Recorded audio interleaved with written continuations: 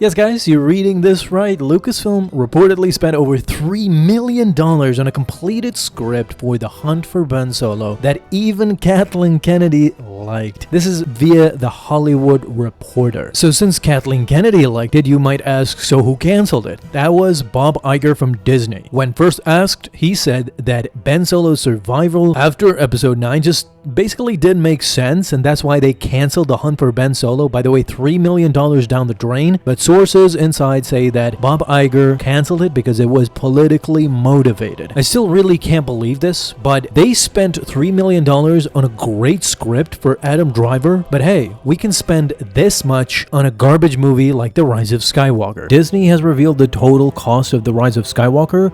It was $593.7 million. So almost $594 million.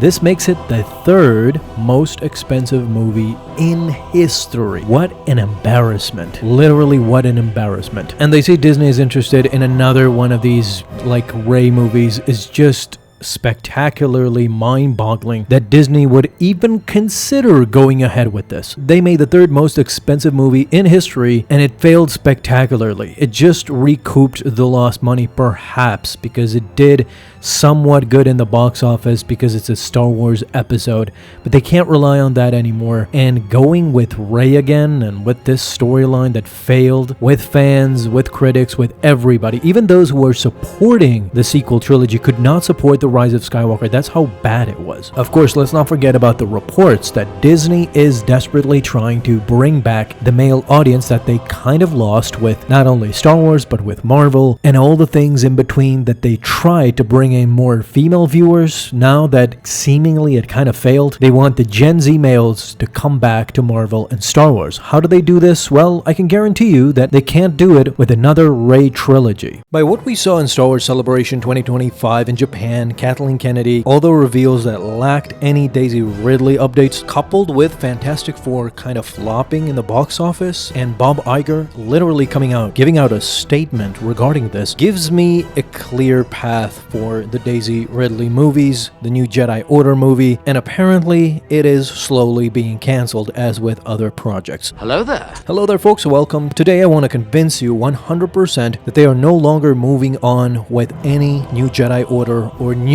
anything projects. If you get a new in your title, people are not going to be interested. People are not interested in classic characters like the Fantastic Four and like Superman. So you go to the box office right now and you see a mediocre showing of fandom. So fans are going the first opening weekends, giving their money, and then weekend 2 comes by and just it's a steep drop off. So basically what's happening is that fans literally, as we've talked about for years and years, showing their frustration and complaints with their own wallets. And this, guys, if you look at it, has kind of been made clear with Star Wars Celebration 2025. So in that celebration, what did we get? We got some guests that we've seen before, some new guests, most notably Sean Levy, Ryan Gosling. They showed the new logo and talked about Star Wars Starfighter, a movie that is going to be coming out very soon after Mandalorian and Grogu. So Dave Filoni, Jon Favreau, all of them talked about what can we expect from Mandalorian and Grogu. I've said previously that we have a schism in Lucasfilm between Kathleen Kennedy and Dave Filoni. So what's Dave Filoni doing? Dave Filoni is taking the canon that was previous to Disney. So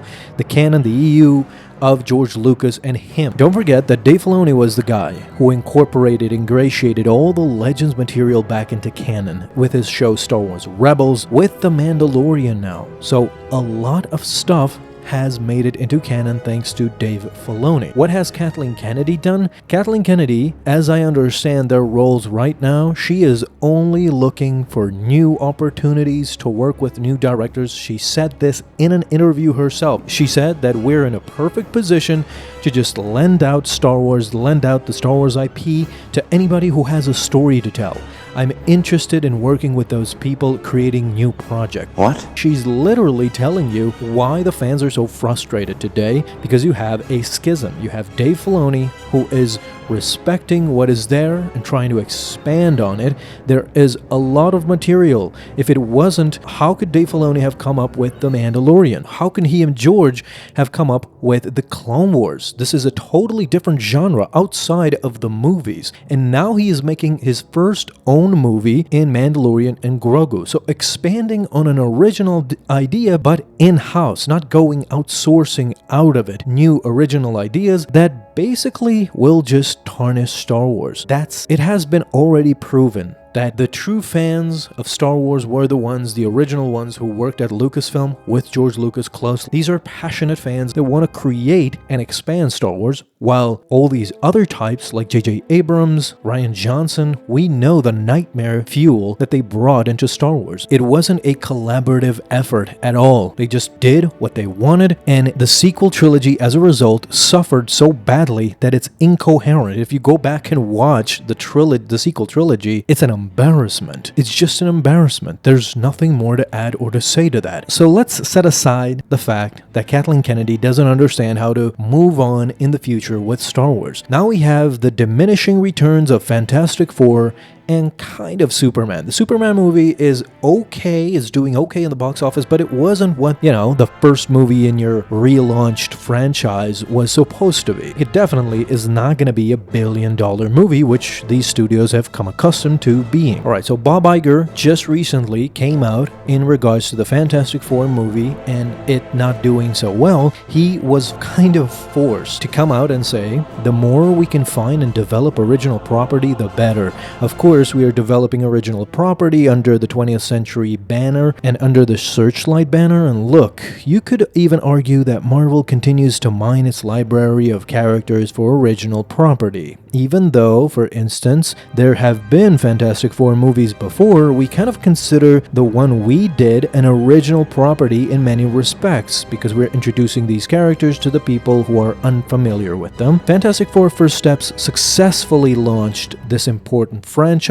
into the Marvel Cinematic Universe. Classic Bob Iger, baby. A nothing burger. He didn't really say a lot, but if you read between the lines, this is what he is saying. So the Fantastic Four First Steps did. He is right. It did successfully launch. As I said in the beginning of the video, this is an illusion. What is happening now is that these are no longer pop culture movies, and we're getting to the basics of the problem. I don't think they can ever go back to that because the leadership lacks in imagination and they can't understand what the problem is. Why aren't people flocking to it? Marvel movies and Star Wars movies especially have completely lost their mojo. It's gonna be really interesting to see what Dave Filoni does with the Mandalorian and Grogu movie, because let's not forget, in 2026 when Mandalorian and Grogu comes out, it's gonna be, since 2019, it's gonna be 7 years since the Star Wars movie was released. If we compare Revenge of the Sith, for example, with The Force Awakens, that's 10 years, from 2005 to 2015. It's kind of there. It's kind of in that area. Not 10 years, but 7 years is a good enough gap with no movies in the theater. So let's see what The Mandalorian and Grogu does before we judge what Star Wars come back. The problem is that even if The Mandalorian and Grogu comes out, Kathleen Kennedy being still there, she is planning to do all sorts of non sequitur movies. Movies that go back 25,000 years at the beginning of the Jedi Order, while Dave Filoni is making movies after Return of the Jedi. It's completely baffling to me how there's no connectivity. It's just a mishmash of movies. Whoever wants to come and do whatever they like, and this is my frustration right now. But I think this idea might have finally been scrapped thanks to Bob Iger coming out and literally acknowledging a kind of a stumbling. He is trying to save face, saying that there have been Fantastic Four movies in the past. Maybe that's why this was a successful launch, but it's not going to be the biggest Marvel movie in the franchise. The problem is he sees the writing on the wall. First weekend, everybody's going to go and see it. The fandom, the real fans. And then nobody's going to go watch because you need the regular people. The people who are not crazy fans, but will just go watch a movie because it's funny. It's interesting. This is why Deadpool and Wolverine worked. It's because Deadpool is a hilarious character to the normies. You have fans and you have normies flocking together.